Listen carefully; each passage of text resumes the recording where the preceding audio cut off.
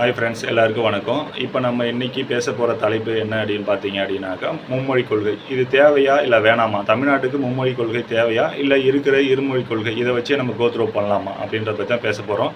So நம்ம first என்ன பேச போகிறோம் அப்படின்னா, ஒரு ஸ்டூடெண்ட்டுக்கு பொதுவாக ஒரு குழந்தைக்கு அப்படின்னு பார்த்தீங்கன்னா, இல்லை நம்மளுக்கு யாருக்காக இருந்தாலும் சரி, நம்மளோட கனவு எப்படி வரும் அப்படின்னா, நம்ம தாய்மொழி அடிப்படையில் தான் வரும். கனவு, பாசம், அன்பு, கோபம் இது எல்லாமே நம்ம எப்படி வெளிப்படுத்துவோம் அப்படின்னா, நம்மளோட தாய்மொழியை பேஸ் பண்ணி தான், மதர் டங்கை பேஸ் பண்ணி தான் நம்ம வெளிப்படுத்துவோம். அதே போல் சிந்திக்கும் ஆற்றல். இப்போ புதுசாக நான் ஏதாச்சும் யோசிக்க போகிறேன் அப்படின்னாலும், நம்ம ஃபஸ்ட்டு எடுத்த உடனே நம்ம தாய்மொழியில் தான் யோசிப்போம். இது ஃபஸ்ட்டு. ஸோ ஃபஸ்ட்டு எடுத்த உடனே நீங்கள் எதை படிக்கிறீங்களோ இல்லையோ தாய்மொழியை நல்லா கற்று தேர்ந்தெடுக்கணும். இது மெயின். செகண்டாக இங்கிலீஷ் மட்டும் நம்மள்கிட்ட இருக்குது. ஸோ அது மட்டும் இருந்தாலே போதும் தான். அதில் எந்த மாற்று கருத்தும் இல்லை. ஓகே தான், இருமொழி கொள்கை நம்ம நாட்டுக்கு போதும். பட் இவங்க சொல்கிறாங்க இல்லைங்களா, இப்போ மும்மொழி கொள்கை கம்பேர் வித் இருமொழி கொள்கையோட நல்லா இருக்கும், நீங்கள் வந்து ஃபர்ஸ்ட் ஆஃப் ஆல் நீங்கள் அது இம்ப்ளிமெண்ட் பண்ணி பாருங்கள் அப்படின்னு சொல்கிறாங்க. ஓகே, நாங்கள் ஒத்துக்கிறோம், பண்ணலாம், நோ ப்ராப்ளம். ஹிந்தியும் தேவைப்படுது தான். இப்போ கல்ஃப் கண்ட்ரிலாம் ஒர்க் பண்ண வந்தாங்க, ஹிந்தி ரொம்ப தேவைப்படுது தான், இல்லைன்னு சொல்லவில்லை.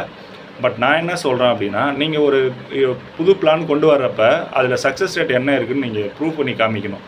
உதாரணத்துக்கு நீங்கள் ஆப்பர்ச்சுனிட்டியை கொண்டு வாங்க. இப்போ உங்கள் நவோதயா பள்ளி அந்த மாதிரிலாம் இருக்குல்ல, அந்த மாதிரி நீங்கள் ஸ்கூல்ஸ் கொண்டு வாங்க. அது ஓரியன்டாக ஸ்கூலு ப்ளஸ் காலேஜு அது கோத்ரூ பண்ணுங்கள். ஒரு 5 இயர்ஸ் இல்லை 6 இயர்ஸ் அது மூலயமா வெளில வர ஸ்டூடெண்ட்ஸ் என்ன கெப்பாசிட்டியில் இருக்காங்க அப்படின்றத பார்ப்போம். அதுக்கப்புறமா நீங்கள் ஃபுல்லாக இம்ப்ளிமெண்டேஷன் பண்ணலாம். ஃபர்ஸ்ட் ஆஃப் ஆல் எடுத்த உடனே இருக்கிற இதை டாமினேட் பண்ணி இன்னொரு புதுசாக ஒரு மும்மொழி கொள்கை கொண்டு வர வேணாம் அப்படின்றதான் என்னோட கருத்து. அதுக்கப்புறமா பார்த்தீங்கன்னா, இப்போது கவர்மெண்ட் வந்து ஆப்ஷன் கொடுக்கணும். நீங்கள் இப்போது ஸ்டூடெண்ட்ஸே தேர்ந்தெடுப்பாங்க, பேரண்ட்ஸ் தேர்ந்தெடுப்பாங்க. நீங்கள் ஆப்ஷன் கொடுங்க. நாங்கள் இருமொழி கொள்கையை நோக்கி போனோமா இல்லை மும்மொழி கொள்கையை நோக்கி போனோமா அப்படின்னு சொல்லிட்டு you create A option. So that இதுதான் நம்மளோட பதிலாக இருக்குது.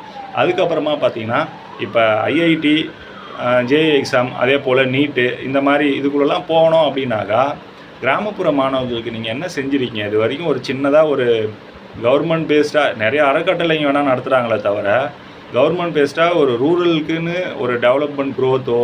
இப்போ நாங்கள் இங்கே கடலூரில் இருக்கோம். கடலூர் டிஸ்ட்ரிக்டில் ஒரு நீட் எக்ஸாமுக்கு கவர்மெண்ட்டாக ஒரு கோச்சிங் சென்டர் எங்கன்னா இருக்கா? அப்படியே ஒரு பேச்சுக்கு அந்த டைமில் ஏதாவது ஒரு 3 months அந்த டைம் ரிசல்ட் வர டைம் முன்னாடியும் பின்னாடியும் ஒரு 3 மாதம் 4 மாதம் வைக்கிறீங்க. அதே போல் இப்போ நீங்கள் வந்து நீட்டில் பாஸ் ஆகிறதுக்கு ஒரு ரேஷியோ வச்சுருக்கீங்கல்ல, அந்த 7500 சீட்டை நீங்கள் எக்ஸ்டெண்ட் பண்ணுறதே கிடையாது. டாக்டருக்கும் சேர்த்து தான் சொல்கிறேன். அதை நீங்கள் கொஞ்சம் எக்ஸ்டெண்ட் பண்ணணும். டாக்டர்ஸ் நிறையா தேவைப்படுது. மக்கள் தொகை நாளுக்கு நாள் அதிகமாகிட்டே இருக்குது.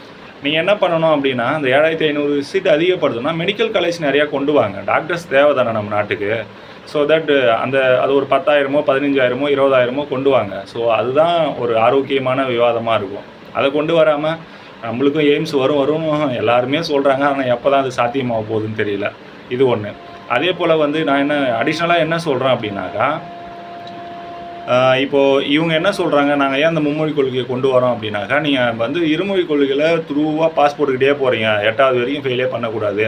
இதுக்கு காரணமாக என்னன்னாக்கா, இடைநிற்றல் அதிகமாகிடும். சப்போஸ் நீங்கள் ஃபெயில் போடுறீங்க 6th 7th அந்த மாதிரி இடத்துல அப்படின்னாக்கா, பாதியிலே அவன் எஜுகேஷன் விட்டு போயிடுவான். ஸோ இது நடக்கக்கூடாதுன்னு சொல்லிட்டு தான் 8th வரைக்கும் கம்பல்சரி பாஸ் கொண்டு வந்திருக்காங்க அப்படின்னு சொல்கிறாங்க. இதுக்கு தான் அவங்க அகைன்ஸ்டாக என்ன சொல்கிறாங்க அப்படின்னாக்கா, நாங்கள் வந்து ஒரு ஸ்டஃப்பான ஸ்டூடெண்ட்டை ரெடி பண்ணுவோம்.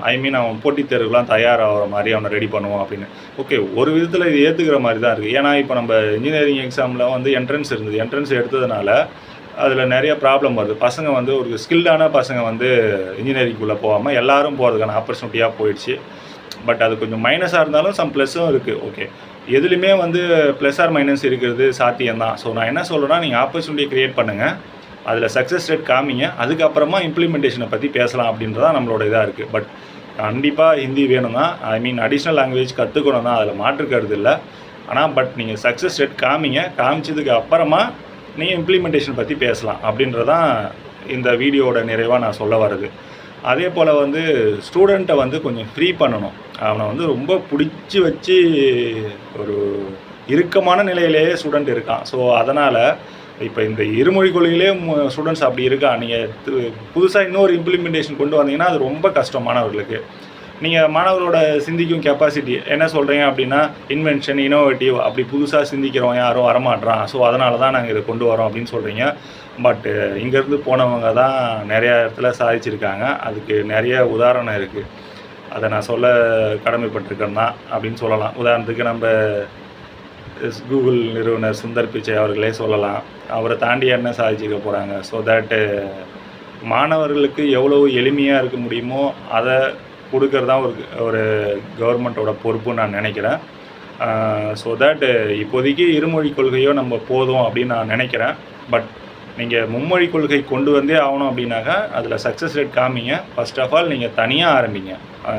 க்ரோ 1ஆம் வகுப்புலேருந்து ஆரம்பித்து நீங்கள் காலேஜ் வரைக்கும் கொண்டு வந்து அதில் சக்ஸஸ் ரேட் காமிங்க. ஒரு 10 வருஷம் 15 வருஷம் தமிழ்நாட்டில் கம்பேர் வித் இருமொழி கொள்கையோடு நாங்கள் இவ்வளோ சக்ஸஸ் ரேட் இருக்குது, இங்கே படித்தவங்க இவ்வளோ பேர் வளர்ந்து வந்து இங்கே இடத்துல இருக்கான் அப்படின்னு சொல்லி காமிச்சிங்க அப்படின்னா அதுக்கப்புறமா கோ வித் மூவ்மெண்ட்டை அப்புறம் இம்ப்ளிமெண்டேஷன் அதை பற்றிலாம் அப்புறமா பேசலாம். நன்றி, வணக்கம், தேங்க்யூ. இந்த வீடியோ பிடிச்சதுன்னா சப்ஸ்கிரைப் பண்ணுங்கள். தேங்க்யூ.